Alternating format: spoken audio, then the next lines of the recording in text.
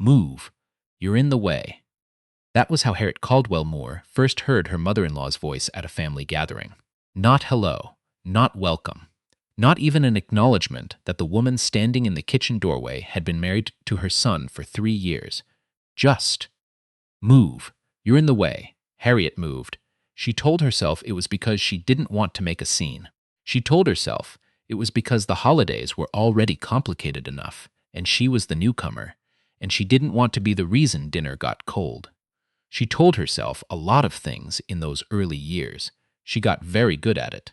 What she didn't tell herself, what she refused to look at directly, the way you refuse to stare into the sun, was that she had driven 4 hours to be in that kitchen, that she had brought a sweet potato pie from scratch, that she had pressed her dress twice before leaving the house, and that the woman who told her to move had never once looked her in the eye. Not then. Not in the 3 years before. Not ever. That was the first Whitmore family Thanksgiving. It would not be the last. But it was the one Harriet would think about years later, sitting in the quiet of her chambers, when the name Whitmore crossed her desk again. And this time, the rules of who moved for whom had changed completely. Harriet Caldwell Moore had not grown up expecting a quiet life, but she had grown up expecting a fair one. Her mother, a retired schoolteacher from Savannah, had impressed upon her 2 daughters that dignity was not something anyone could give you, and therefore not something anyone could take away. You carry it in, her mother used to say, smoothing the collar of whichever Sunday dress she was adjusting. You carry it out. What happens in between is just weather. Harriet had tried to believe that. She had believed it through law school at Howard, through a clerkship in the Northern District of Georgia, through 12 years as a federal prosecutor, and through her appointment to the bench at 51 years old, one of the youngest black women to hold that seat in the district's history. She believed it right up until the moment she married Gregory Whitmore at a small ceremony in Charleston, and the weather inside his family turned out to be something she had never packed for. Gregory was a good man. She wanted to be clear about that. Even now, even after everything, he was thoughtful and funny, and he called his grandmother every Sunday without fail.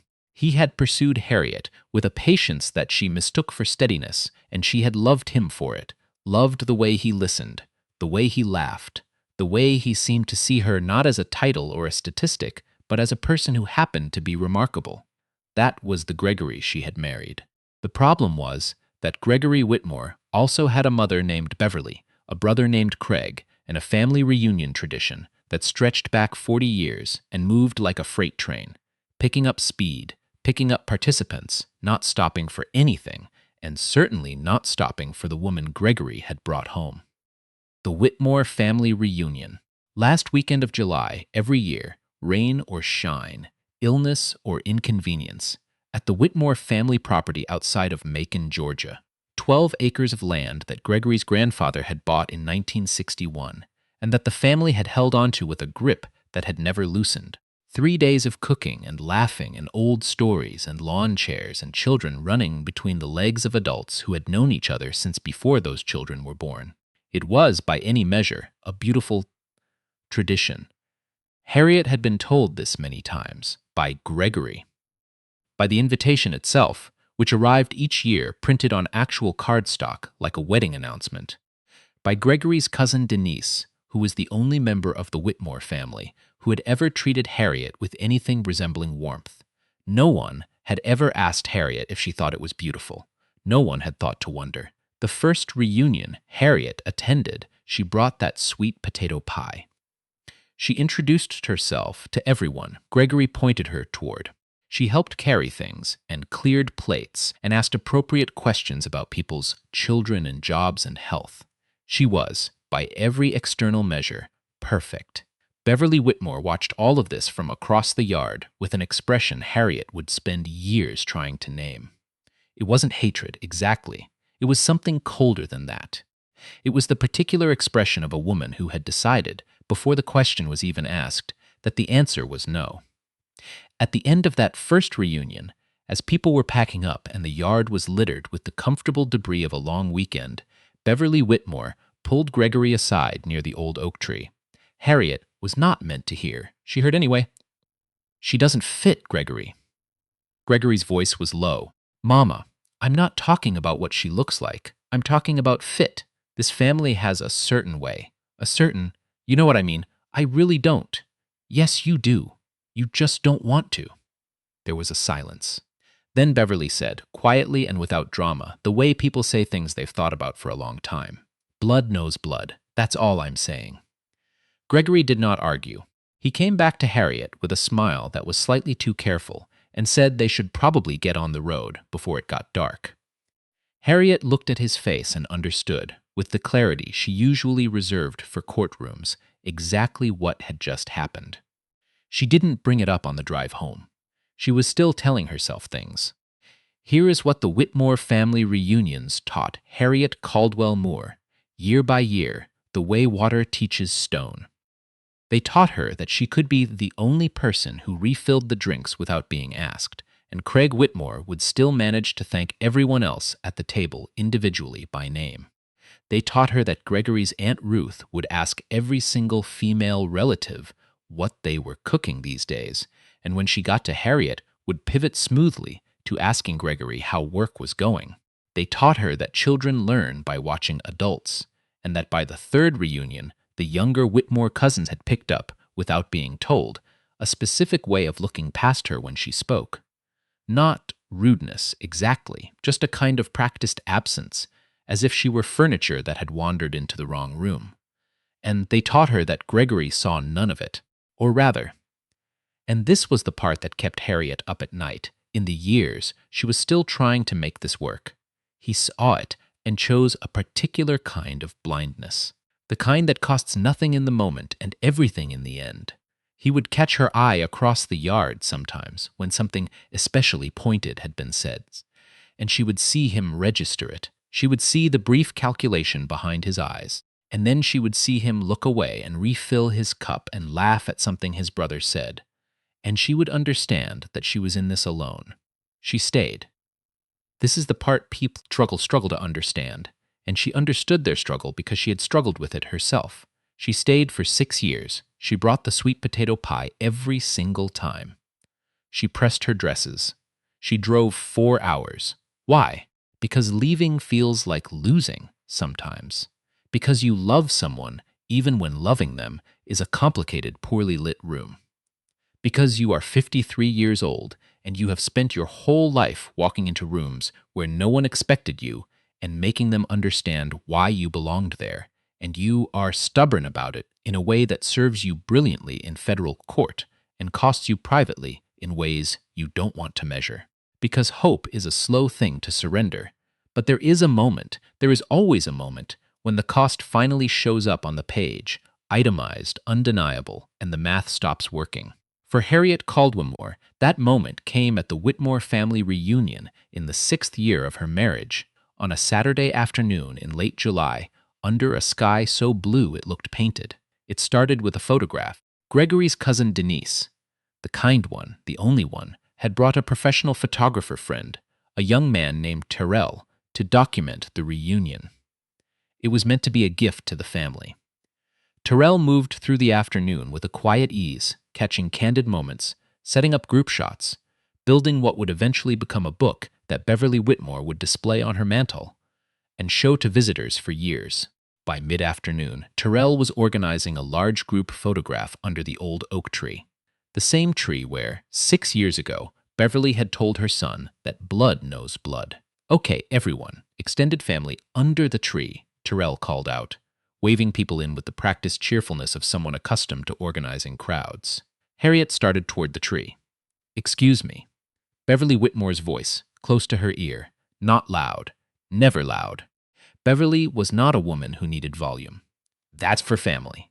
Harriet stopped, turned, looked at her mother-in-law with an expression she had spent 6 years calibrating, neutral, composed, revealing nothing. "I'm Gregory's wife," she said. "I know who you are," Beverly said pleasantly. "I meant blood family." For the photo, the yard did not go quiet. That was the thing. Life continued around them. Children shouting, music from someone's speaker, the smell of the grill. No one intervened because no one, in Harriet's assessment, was particularly surprised. This was just Beverly doing what Beverly did, and everyone had made their peace with looking elsewhere when she did it. Bev. Gregory's voice, from somewhere behind Harriet. I'm just explaining the tradition, Gregory. Beverly smiled at her son over Harriet's shoulder, the smile of a woman who had never once doubted she was right. The photographer needs to manage his time. There were perhaps 30 people within earshot. Harriet looked at them. Some looked at the ground. Some suddenly found their drinks very interesting. Denise met her eyes with an expression of helpless apology. The look of a woman who had fought this battle before and had the scars to prove it went nowhere. Harriet turned back to Beverly. Then I'll wait over there, she said, quietly, with the controlled stillness of someone who has decided that this particular moment is not the one. She walked to a lawn chair at the edge of the yard. She sat down. She folded her hands in her lap.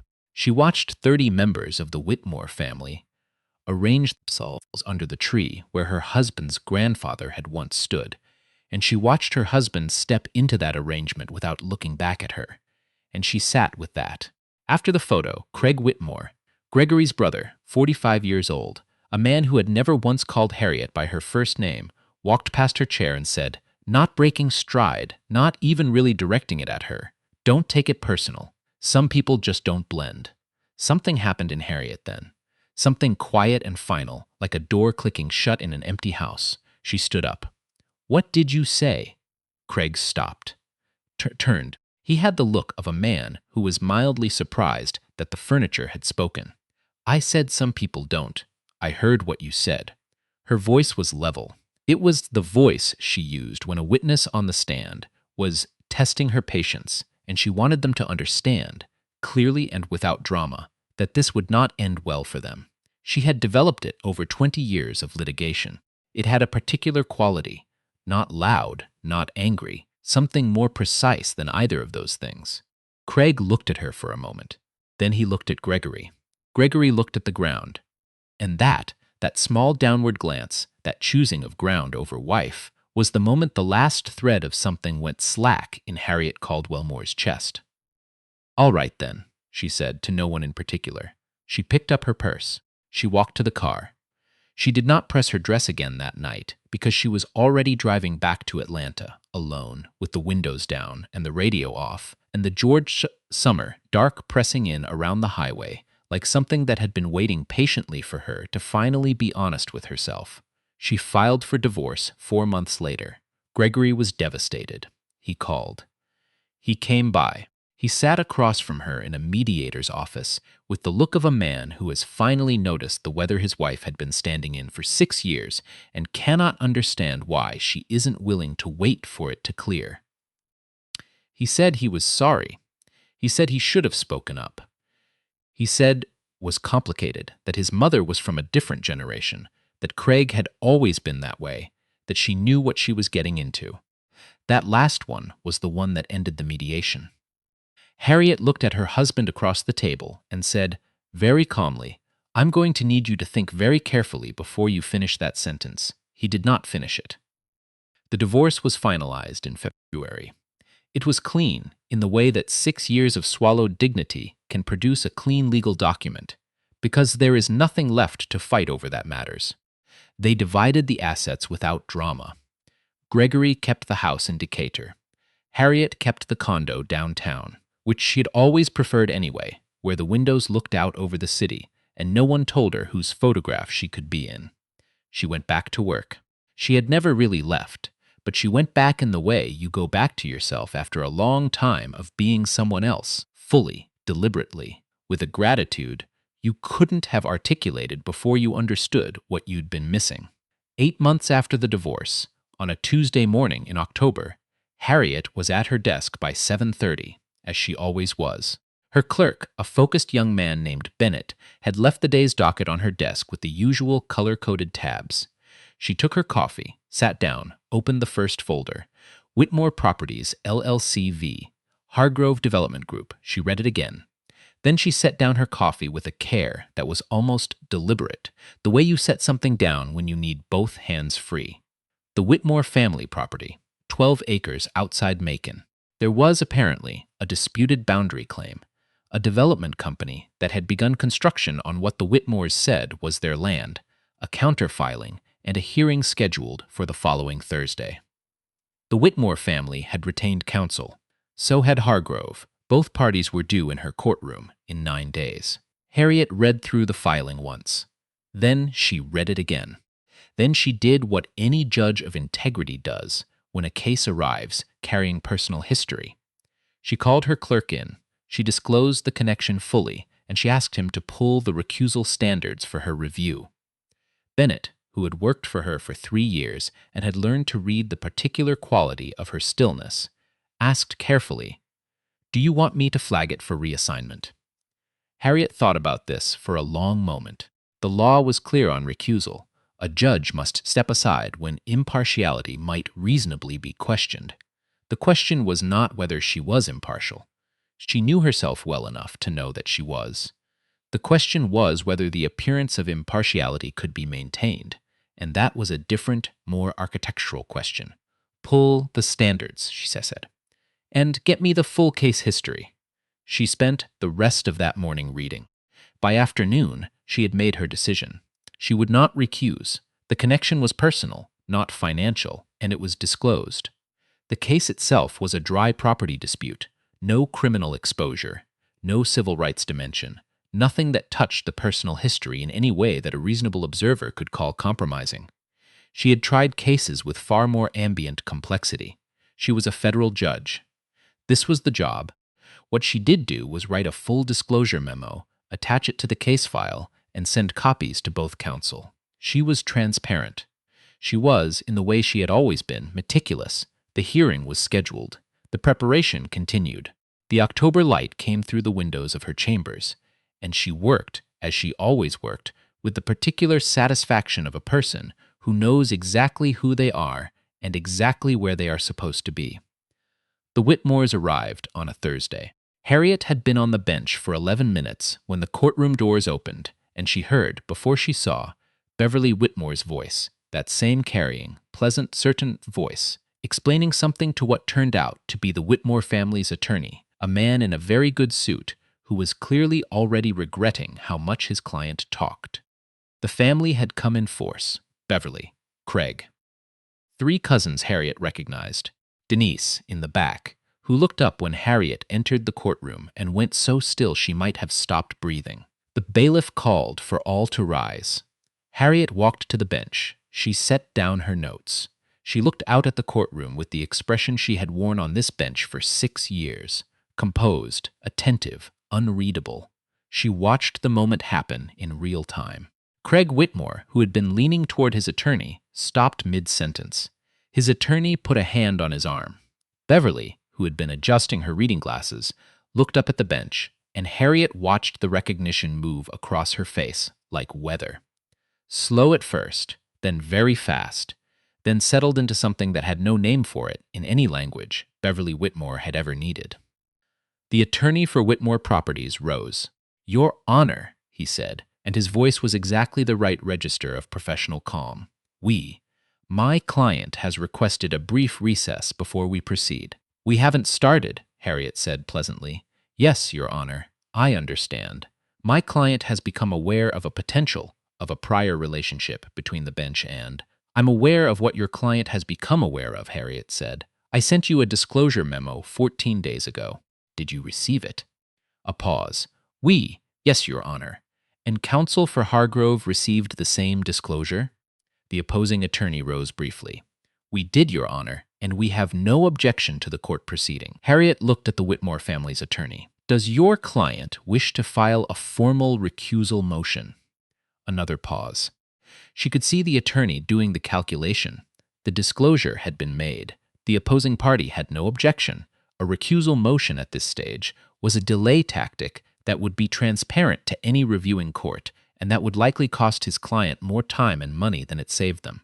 She had carefully and entirely legally left him no good moves. "No, Your Honor," he said. "We're prepared to proceed." "Wonderful," Harriet said. "Let's begin." She ran the hearing with the same precision she brought to every hearing. She asked the questions that needed asking. She sustained the objections that should be sustained. She was fair to both parties in a way that she would have been proud of under any circumstances, and that under these particular circumstances felt like the cleanest, most complete thing she had ever done in a courtroom. At one point, she looked up from a document, and her eyes moved briefly across the gallery and found Beverly Whitmore sitting in the third row, very straight, very still, with her hands folded in her lap. The reading glasses were gone. She was watching Harriet with an expression Harriet had never seen on her face before. Not the cool pleasantness, not the certainty, not the thing that wasn't quite hatred. Something else. Something that might, in a different person, have been respect, or might have been something simpler. The particular look of a person who has just understood, for the first time and too late, what they were actually dealing with. Harriet held her gaze for exactly 1 second. Then she looked back down at the documents. The hearing concluded at 2:47 in the afternoon. Harriet took the matter under advisement. She thanked counsel for their preparation, reminded them of the briefing schedule, and closed the session with the brisk efficiency of a court that had many other matters awaiting its attention. She did not linger. She did not allow herself to feel whatever she might have felt if she were in a different room, in a different role, as a private person rather than a federal judge. That was not what today was. But walking back through the courthouse corridor toward her chambers, Bennett half a step behind her with a stack of folders, she permitted herself one thing. She thought about her mother, smoothing a collar, saying that dignity is not something anyone can take from you. She thought about a yard in Macon and a lawn chair at the edge of it, and a woman sitting alone, watching a photograph being taken without her. She thought about a drive home on a dark highway with the windows down. She thought, well, here we are. Bennett held the door to her chambers open. She walked through. What's next? She said. The Delacroix filing, he said, flipping to the next tab. And you have a call with the chief judge at 4. Good, she said, sitting down, pulling the folder toward her. Let's not fall behind. Outside the windows, the city moved in the particular way cities move in October, quick, purposeful, unbothered by what any single person was carrying. The light was good. The work was waiting. Harriet Caldwell Moore put on her reading glasses and got back to it.